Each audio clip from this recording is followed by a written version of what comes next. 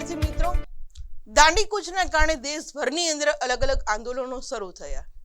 ત્યારબાદ બ્રિટિશ સરકાર છે એ હવે આ કોંગ્રેસના જે કઈ નેતાઓ હતા એની સાથે મળી અને વાટાઘાટો શરૂ કરવાનું શરૂ કરે છે, જેને આપણે કહીએ છીએ ગોળમેજી પરિષદો, ગાંધી ઇરવિન સમજૂતી અને સત્યાગ્રહની મોકૂફી, કે આ સત્યાગ્રહ હવે તમે મોકૂફ કરો.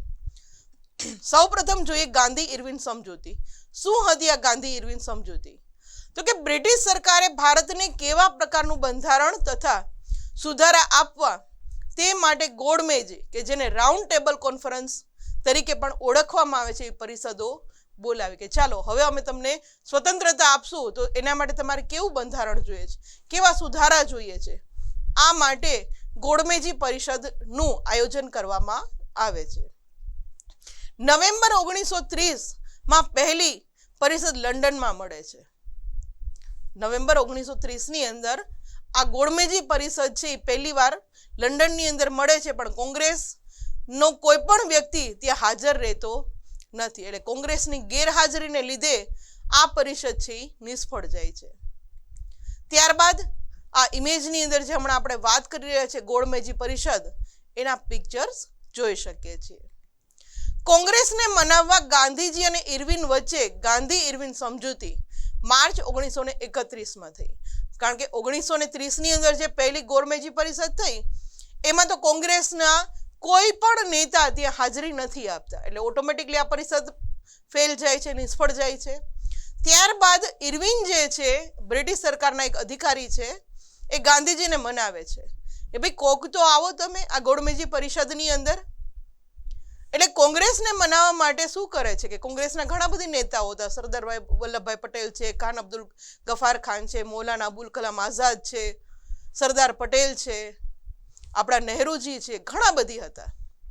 આ બધા કોંગ્રેસની એક સંસ્થા સ્થાપી હતી ને એના કાર્યકરો હતા, અને ગાંધીજી એમાં મુખ્ય હતા પોતે. એટલે ગાંધી આ કોંગ્રેસના કોઈ વ્યક્તિ છે, નેતા છે, એ આ ગોળમેજી પરિષદમાં હાજરી નથી આપતા, એટલે ઇરવિન જે છે એ ગાંધીજીને મનાવે છે કે ભાઈ તમે આ લોકોને મનાવો, એ આવે તો બંધારણ કેવું ઘડવું, સુધારા શું જોઈએ છે અમને ખ્યાલ આવે.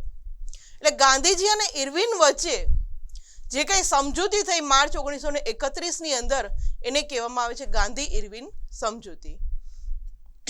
આ સમજૂતીમાં સત્યાગ્રહની નીતિ, કે જેમાં મીઠું પકવવાની સ્વતંત્રતા અને શાંતિ પિકેટિંગની સંમતિના મુખ્ય મુદ્દા રહ્યા હતા, કે ભાઈ મીઠું પકવવાની અમને છૂટ આપો, અમારે જેટલું જોઈશે અમે અમારી જાતે પકવશું, અને શાંત પિકેટિંગ એની સમજૂતીના મુખ્ય મુદ્દા હતા. આ ઇમેજની અંદર જે આપણે ઇરવિનની વાત કરી રહ્યા છીએ જોઈ શકીએ છીએ, ને આપણા પ્રિય બાપુ મહાત્મા ગાંધીને પણ જોઈ શકીએ છીએ. બીજી ગોળમેજી પરિષદ છે એમાં કોંગ્રેસના પ્રતિનિધિ તરીકે માત્ર ગાંધીજી હાજર રહે છે. ગાંધીજી જાય છે બીજી ગોળમેજી પરિષદની અંદર.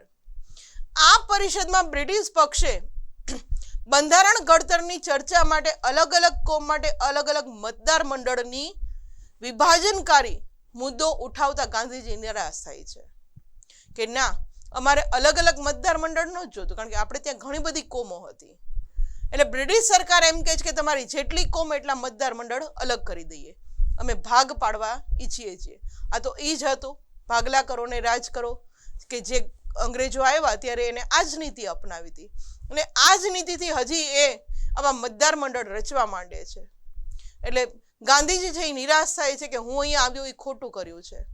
એટલે બીજી ગોળમેજી પરિષદ છે એ પણ નિષ્ફળ જાય છે, કારણ કે ગાંધીજી છે એ ના પાડે છે કે ના, અમારે અલગ અલગ કોમ માટે અલગ અલગ મતદાર મંડળો, આવું વિભાજન અમારે કરવું નથી. આ ઇમેજની અંદર ગાંધીજીએ જે બીજી ગોળમેજી પરિષદની અંદર જે હાજરી આપી હતી એ જોઈ શકીએ.